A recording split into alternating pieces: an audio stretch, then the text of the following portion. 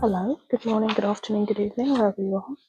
My name is Gabrielle Dyer, and this is my first visual logbook from our singing slash vocal warm-up workshop. Yes, not workshop, pardon me, session yesterday. In that workshop, if you see me looking down, that's because I do have my lovely notebook here. It says there will be drama and singing and dancing. Because in performing arts, what is there? Drama, singing, dancing. You know the drill. But I've actually written down a guideline for this because I don't want to get off topic and just spout unnecessary stuff. So, describe what we did in the workshop slash session.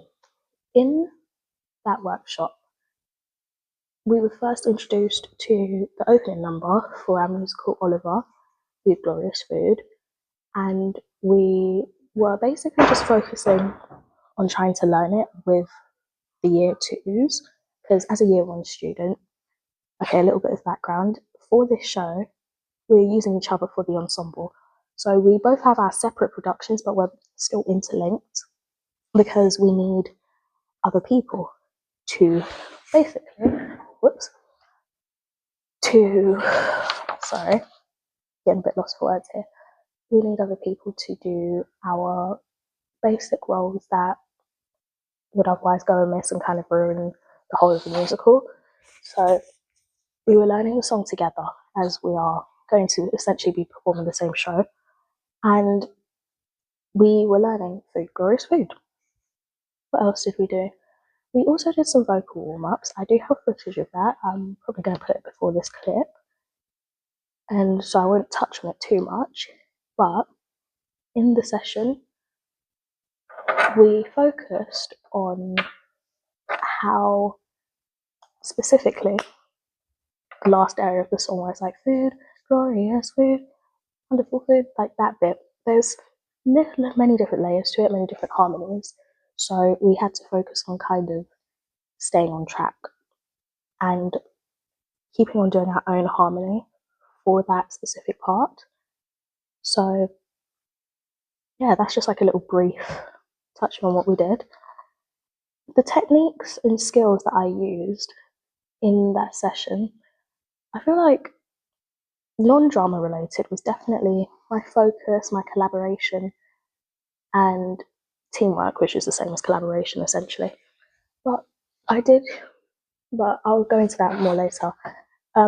Vocally, I definitely worked on my pitch and my tone in this session because me personally, I'm the type of singer I do very much prefer and enjoy to sing solo. So I'm not really much used to working with people. However, in a big group, like I will do duets and stuff. That's what I'm most accustomed to doing. That's what I've been doing throughout my little career.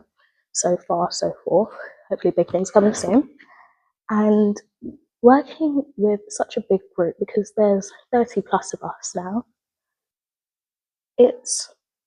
I feel like I very much developed trying to learn my tone and my pitch, because when you're singing alone, you're singing a solo, you tend to just try and be as loud and project your voice as much as you can, which for me, I don't have any issue doing that at all, just because I'm so accustomed to singing by myself.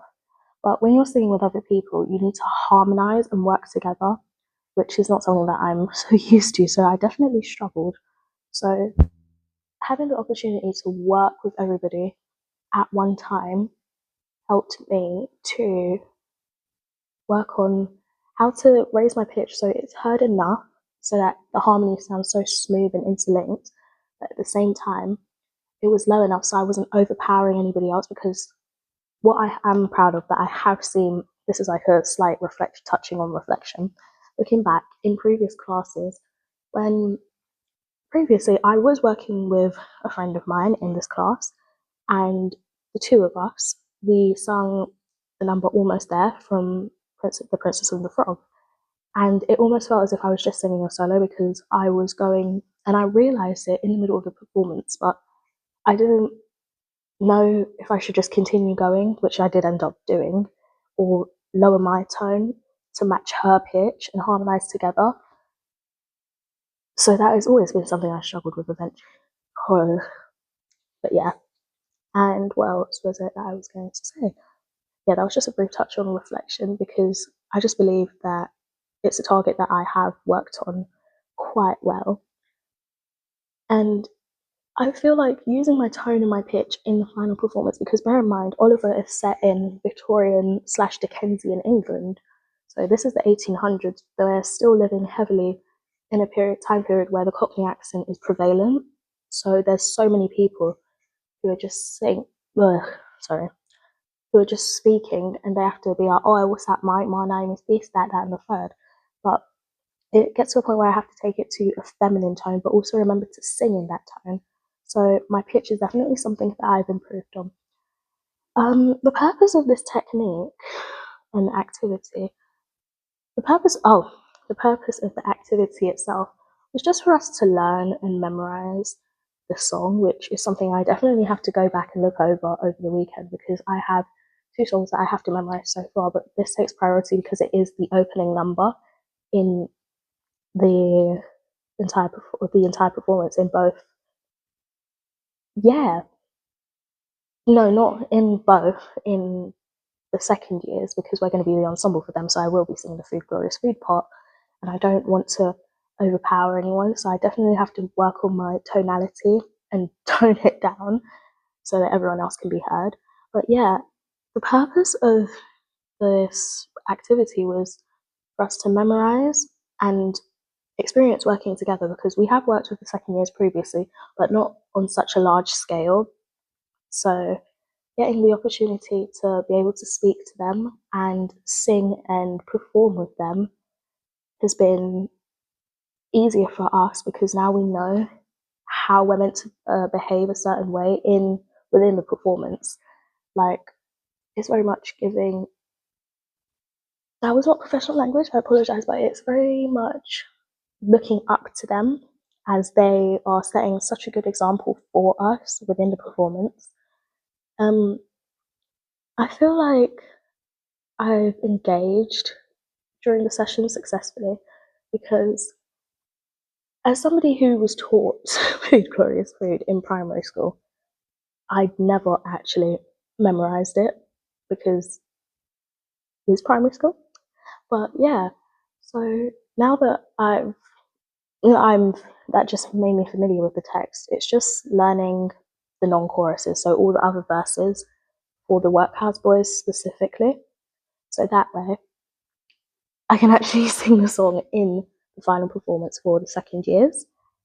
What else was it for me to say? Yeah, I did engage quite well, I believe. This links to the play because overall, not just within the song in the singing workshop itself, but using your tone in your voice, like it's such a broad concept, but at the same time, it is such an important thing that needs to be reiterated throughout, because you can't just like slow your roll and just be like, unless you're meant to within the script, because if you have that one little moment of weakness and you click down, the audience will be able to see that. And that's not something that I would like. But next to the play, because throughout that play, you need to make sure that you are heard, your voice is clear, your tone, your pitch is clear, your tone of voice is clear. Everything has to be audible to the audience because if they can't hear what you're saying or they can't understand, they're going to miss the entire point of the play and they're going to kind of lose track and get bored. And that's not something you always want your audience to be engaged with whatever you're doing, with whatever that you are doing. Um, the effect of incorporating this session had such a positive effect on me, I like to say, but I would like to say, move on now to my SMART target. The specific target is for me is to improve because at the same time I know it's very much juxtaposing each other to have my target be my tone of voice and my pitch when it's also been something that I've worked on well. For this specific production, I do want to work on it because I haven't previously worked on speaking in an accent consistently, where I'm not in so much of a full-blown comedic role. So my specific SMART target is to work on singing and speaking in the Cockney accent, but with a feminine tone, because I'm so used to taking it masculine and be like, oh, how are you doing? You're all right there, even though that wasn't a Cockney accent whatsoever. This is measurable because I need this to be done by, well, almost respectfully, I like it done as soon as possible, but I know that's not going to happen. So linking to the time as well, this is measurable because I'm going to get this done in a time period of a week, because we have now around 9 or 8 weeks to, just sort out everything that we're doing. And I'd like to take a week of that to focus on, sorry, pardon me, my accent, so that it doesn't ruin the overall aesthetic of the play, because I want everybody to see how hard that I've worked for this and how much that I'm putting into the role. This is attainable because it sounds very corny for me to say, but because of my drive and my focus, I feel like if I don't get this done, then it's just going to ruin the whole performance, which I know, like, essentially, if we look at the bigger picture, it won't, but it's something that I personally feel like. So I'm using that kind of fear factor or scare to push myself to attaining that goal. And looking at previous targets, I know I touched on this previously, but yeah, and I'm not gonna lie, I did tell a bit of a lie. I have previously worked in an accent, but that was an American accent, something I'm much more comfortable doing, especially like a more southern accent. When we did our first project one, Night of the Living Dead, where I was playing Betty, who was a very southern woman.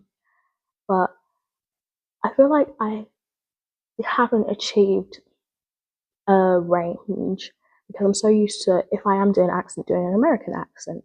So reflecting back on that, I do believe that I need to work on just improving my range, because when it's much more broad, there's going to be so much more available roles for me, not just now in college or in any kind of educational setting. I mean, in the future, because I do want to go on to do acting as a job. So if I work on it from young, because saying you can't teach an old dog new tricks, I would prefer to learn everything here and now, so that in the future I won't be able to have to work not as hard, because obviously I'm still going to be putting in 100% effort. But as long as I put in as much effort now, then there's going to be less work having to be done in the future, and I can focus on different aspects of the job. And that is visual logbook 1 over and done. Thank you so much for watching, and see you on the next one. Bye.